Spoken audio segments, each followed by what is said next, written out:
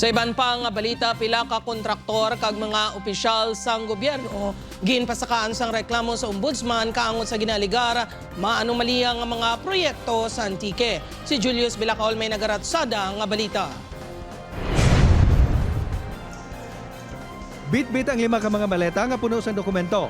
Nagpadulong sa talatapan sang Ombudsman Western Visayas ang grupo sang Ablig Antique Alliance. Ginsumiter sa mga ini ang ilang mga reklamo batok sa pila ka kontraktor kag opisyal sang DPWH kag DENR-EMB kaangot sa ginaligar korupsyon kag pagguba sa palibot sa pag-obra sa mga infrastructure project sa probinsya.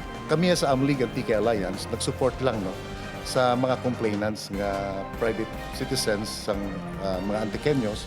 Ang 5 ka mga kontrata nga sakop sa mga reklamo ang ginimplementar halin 2019 tubtob 2025. Kung basehan ang kantidad nga natapik sa mga maleta, ang mga proyekto ang may kabugusan nga balor nga masobra 600 million pesos. Apang suno sa grupo, madamo pa sila sing inugfile nga reklamo bangod ang mga questionable nga mga kontrata sa probinsya naglabot sa 91 kag may kabugusan nga balor nga naglabot sa 7 billion pesos. We are preparing, maybe next week we'll be filing again.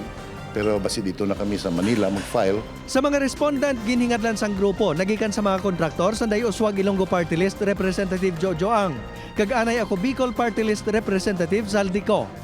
Nagpadala sang mensahe ang news team sa talatapan ni Ang, apang wala pa inisang ginpagawa nga pahayag. Ang complaint ang ipadala sa Office of the Ombudsman sa Cebu para sa evaluation kung may probable cause.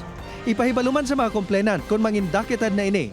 Upod kay Cirilo Rendoque, Julius Bilacaol, ang naga Ratsada!